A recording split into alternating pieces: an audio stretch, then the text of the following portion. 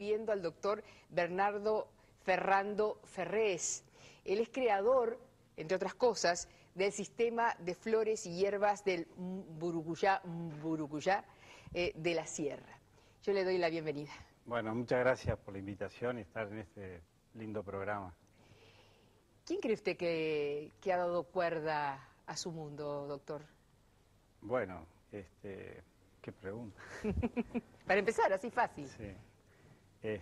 Yo creo que hay como motivaciones en la vida que nos van llevando a que uno siga determinado camino, ¿no? Y las experiencias de vida que uno va teniendo, de alguna manera, nos guían en ese sentido. Yo creo que la adolescencia que a uno le tocó vivir, ¿no? La muerte de mi padre, la muerte de mi madre, me llevaron a una fuerza, a desarrollar una fuerza resiliente y una búsqueda de caminos. Y en esas búsquedas yo iba mucho a trabajar al Cotolengo de Noriones con un tío mío que era sacerdote y ahí entré en contacto con la medicina siendo muy chico y ahí dije yo voy a ser médico. Entonces cuando llegó la época de entrar en la facultad teníamos un profesor que nos preparaba para el examen de admisión porque en aquellos años había que dar prueba de admisión en medicina. Y él nos decía, ustedes tienen que buscar siempre formas de curar que no necesariamente lo van a dar los laboratorios o la facultad. Hay formas de curar que no responden a la estructura clásica de que estamos acostumbrados, sino que hay otras maneras de curar y de ver al ser humano. Y es la ética de ustedes el buscar esas formas. Y eso a mí me quedó muy adentro y fue un motor que me guió siempre en ese camino, ¿no? En ese transitar. Y después otra persona que para mí fue muy importante fue un maestro que tuve, un maestro chino. ¿Maestro de medicina china? No, bueno, sí, era médico chino, Chizan, capaz que escuchaste hablar de él. He escuchado Era maestro de Montes de Oca también. Claro, el doctor Montes de Oca. Claro, y bueno, entonces yo iba hacía... ¿Qué acupuntura o...? Después sí, pero en ese momento yo hacía Kung Fu y Qigong. Hacíamos en el Parque de los Aliados con él. Era un maestro que tenía mucha gente. Y bueno, y yo a través de él como me conecté con toda una forma de ver la medicina y la salud diferente. A través de la respiración, aprender a respirar con Qigong y aprender a hacer todas las artes de la medicina de otra manera. Yo veía, él usaba plantas, usaba hierbas, usaba acupuntura, y siempre me decía, usted tiene que aprender homeopatía, ¿no? Entonces después llegó un momento que, por otro ¿Y en ese momento la homeopatía te interesaba o no? Sí, claro que me interesaba. Yo era chico.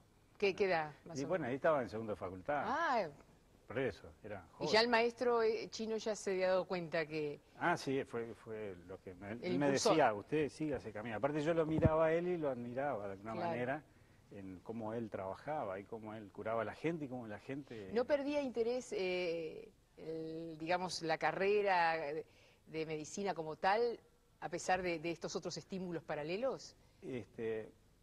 No, la carrera no, pero sí la forma Bueno, de ver. la formación quise decir, Claro, no la carrera, la formación. Yo seguí mi formación siempre, ¿no? Entonces después cuando entro en el hospital, yo me acuerdo que yo me sentaba con el paciente a que me contara su historia y todo. Más allá de la enfermedad, me interesaba la historia de la persona. ¿Y por qué? Y pues yo qué sé, porque era así. No era por saber de la vida de él gratuitamente. O sea, me interesaba el vínculo humano. Me resultaba importante, no solo que... porque de pronto en la facultad uno se sentaba y bueno, y la cama 14 o el neoplasma de colon, es decir, una enfermedad. O el paciente número tal. O el paciente número tal. Entonces como que yo tenía esa cosa de ir a la persona, que me contara su historia y lo que le pasaba y cómo fue que llegó a enfermar, ¿no? Y creo que en la mente de uno ya están esos caminos, ¿no? Es interesantísimo eso, de la mente de uno están los caminos, porque es una forma de ver la enfermedad. Es decir, desde dónde y cómo nos colocamos. Bernardo, pérdida de la familia, de los seres más queridos, de los seres queridos, ¿no? De los progenitores, refugio en un tío, trabajo con los menos favorecidos en el Cotolengo. respaldo y búsqueda en un maestro chino. Estamos descubriendo juntos, porque yo esta historia no la sé. La estamos... Yo nunca la conté. Bueno, me siento bien. Y por otro, que es lo interesante de este ciclo. Y entonces ahí, como Kubler-Ross, como la doctora Kubler-Ross, ¿no? Sentadito a escuchar las vivencias del paciente. El paciente, cualquiera de nosotros, ya paciente decir es pasivo. Un consultante, más bien. Claro, pero se dice paciente. Claro. Debiéramos decir consultante. Consultante porque en el consultante, cuando uno dice consultante, la persona se hace responsable de su propia historia. De su propia historia. Pero generalmente no se hace, es paciente. Claro, en el modelo médico es paciente. Es paciente. El consultante, paciente. El sufriente, en ese momento, ¿no? Sí. Donde han aparecido los síntomas de una enfermedad, avanzada o no. Hablando con él, ¿tiene idea de cómo se originó esa enfermedad? Claro.